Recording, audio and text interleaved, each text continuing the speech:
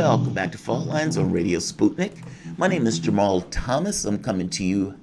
My name is Jamarl Thomas. I'm joined by my co-host Shane Stranahan, coming to you live out of our station in DC. If you guys live in the area, you can catch us on radio at 105.5 FM and 1390 AM. We're also in Kansas City at 102.9 FM and 104.7 FM. If you guys are digging what Shane and I are putting down, whatever platform you're consuming this content on, give us a like and share this audio or video. Also, whatever platform you consume us on, make sure you are subscribed. If it's YouTube, Fault Lines, or my channel, hit the notification button and make sure you hit the notification bell. You don't want to miss us. If you want to join in on the conversation, you can send us a chat, a tweet, and of course, you can reach us by phone at 202-521-1320.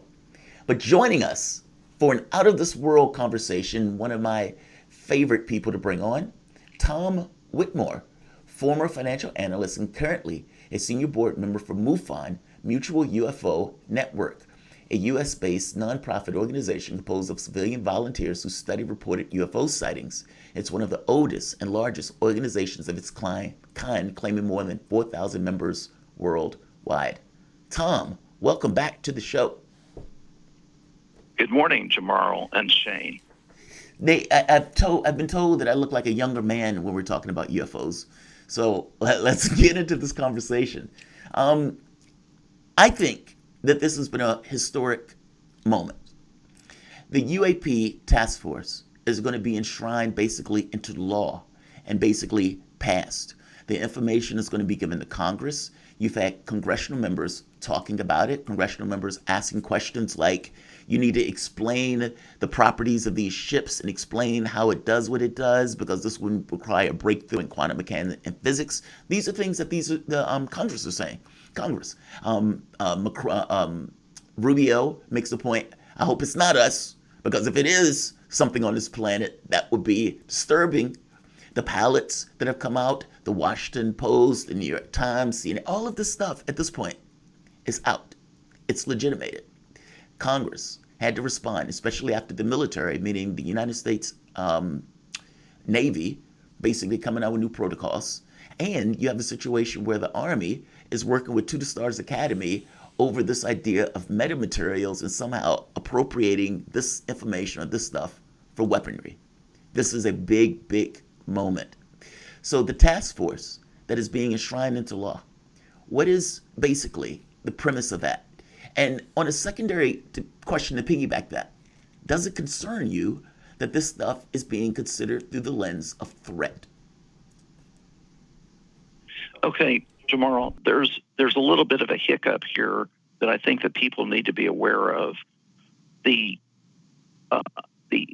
UAP directive from the Senate Select Committee on Intelligence was within what's known as the Intelligence Authorization Act, which was supposed to be a subset of the National Defense Authorization Act. Well, it was approved by the Senate, but the Intelligence Authorization Act was not approved on the House side, and there were some sub-issues there that had nothing to do with this UAP situation. So it's essentially been decoupled from the NDAA, which has passed, and it's possible that President Trump will veto that. So it's going to be after the first of the year before the Intelligence Authorization Act, which includes this UAP directive, it's going to be after the first of the year before that actually formally gets approved. And I think it's important to note that if you listen to Luis Elizondo of TTSA and what he says about the threat aspect, I think his logic is pretty sound in that the phenomenon needs to be studied under the assumption that it's a threat until they prove otherwise. And I think if you parse his language and you parse the language of Chris Mellon as well, that they're not necessarily seeing it as a threat, but within the military context and within the context of the Department of Defense, they have to analyze it on that basis. I understand that, But if, I guess what I'm asking you is, do you feel comfortable that this has taken this tint? And the reason why I say that, there's been no reason to take it as a military thing. There's been no reason to take it as a threat. Like, I understand this notion of the ships in the sky and everything else, but it's not invading our airspace, or it is invading our airspace, but we don't even know if the concept of airspace matches. That's what I'm saying. It's my problem with this is us putting it in a military capacity has a very specific perspective, and that perspective is going to color any and everything that takes place. And my fear is that this is going to become weaponry, the physics or whatever else that we can elicit from this, even the breakthroughs become weapons, becomes black budget projects. Like, I don't want a platform sitting in space, something that the United States Air Force has been trying to do for a while, basically where you have domination of space, where you can drop munitions and weapons pretty much on any country around the globe. And then they end up doing this because they found a breakthrough based on the physics that they got from this, studying this stuff. I guess I'm concerned in the tent and the direction that this can go and what this can mean for Earth, especially from the standpoint of the idea of threat and how easy human beings get freaked out. Does that, like, how do you see that? Well, I think that could possibly be getting way ahead of the story. And let me tell you why. Unless the government in secret already has had one or more UFOs, which they've been studying, unless they have that, how much knowledge, engineering and technological knowledge and advancement can be gained from studying these UAP from a distance, okay?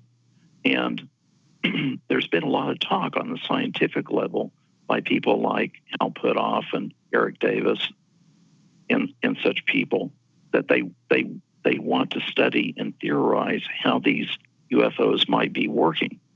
But in my opinion, we're a very long way from being able to apply technology in a really useful, utilitarian way based on just studying and observing these UFOs.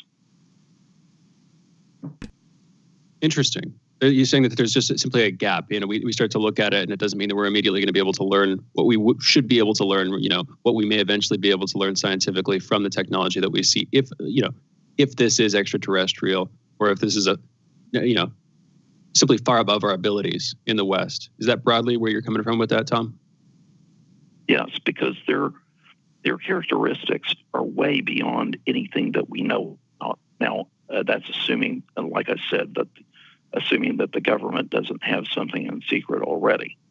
But these craft, they're traveling underwater at fast speeds, and then they can operate in the atmosphere, and they can operate in low Earth orbit. This has all been observed by the Navy people, and then they drop from 80,000 feet to sea level instantaneously. This kind of thing. These characteristics are way beyond anything that we have right now. Yeah, it's utterly astonishing. I mean, even when they were putting out, Popular Mechanics did a really good breakdown of this. And Popular Mechanics even went into Skinwalker Ranch, which I don't even cover on my show because it's so weird. Like, it's so, it's one thing for people to understand. Like, people can get a placement in their heads of a UFO. They can even get a placement in their heads of other beings because, we're people, so their understanding of that stuff is almost like a one-to-one. They get it, even if it's in general terms. Odd phenomena gets a little weirder. You know what I mean? And it's like trying to understand the phenomena. And I think an aspect of this stuff ends up in consciousness. I think an aspect of this stuff ends up with this kind of just weird physics that we don't necessarily know what happens on the other side of the weird physics. And also, I do want to point out the craft thing. They could possibly have a craft. I think that's my thing, where the U.S. government, it wouldn't be shocking to me if they did. I mean, especially from the standpoint of the studying, because this stuff has been studied for a very, very long time. What are you looking for out of this? I mean, you've been in MUFON for years, and you've been studying this stuff for a lot longer than I have. I mean, I came to this maybe several years ago where I had this kind of just deep and unnerving need to understand this issue. What do you and how do you process everything that has been taking place over the last X number of years, especially being in this industry for so long and seeing honestly what looks like it legitimizes the issue. It's almost a confirmation in a way that I've never seen before. Well, in terms of public awareness and in terms of getting the military, at least the Navy, to get a little bit more involved in this issue, there has been some progress. And we've had a team of Ralph Blumenthal and Leslie Keene and others at the New York Times, and they came out with a story in 2017, and they've come out with several other stories, concerning UFOs. That is a real, that's an element of progress in terms of public awareness of the UFO phenomenon, because when you have a story coming out in a publication like the New York Times, it gives a certain level of legitimacy to the issue, to the subject, and that's progress. Now, also, we've had, and I've mentioned these people before, but we've had Louis Elizondo and Tom DeLonge and Chris Mellon and others at TTSA who, Mellon and Elizondo apparently have worked successfully behind the scenes at the congressional level, because I think that Chris Mellon understands the levers of power and he knows how to navigate the channels over there in order to get things done. And I think that he knows that if he went through the DOD only, that, you have factions, you have politics, you have people that oppose things, and you can't get anything done. So he went to the congressional level, and the Congress is able to put some pressure or some directive on the Department of Defense. Now, when it became apparent that Mellon and Elizondo were getting successful with working through the Senate Select Committee on Intelligence, then all of a sudden we saw the DOD responding. They began to write policies on how to deal with this issue, and they've come up with this UAP task force. Now, the UAP task force is operating now, as far as we know, but they're not going to legally, well, they're not legally bound anyway, but they're not going to have to conform to a directive of providing a 6-month report until this legislation gets passed. But this is all progress. Yeah. And I don't see it necessarily as huge disclosure, but it is progress in the field. Yeah, I didn't take it as disclosure. I just took it as confirmation. Like the government basically acknowledging, yes, there's a there to this particular issue. Tom, I always appreciate when you come on, man. I love these conversations. People say I look like a younger man when I talk about UFOs. Tom Whitmer is a former financial analyst and currently a senior board member of MUFON, a U.S.-based nonprofit organization composed of civilian volunteers who study reported UFO sightings. It is one of the oldest and largest organizations of its kind, claiming more than 4,000 members worldwide. You can follow Tom on Twitter at Tom Tulsa and on his blog at tomwhitmoreblog.wordpress.com, and follow MUFON on Twitter at MUFON. You guys are listening to Fault Lines with Thomas and Stranahan. We will be back in a moment with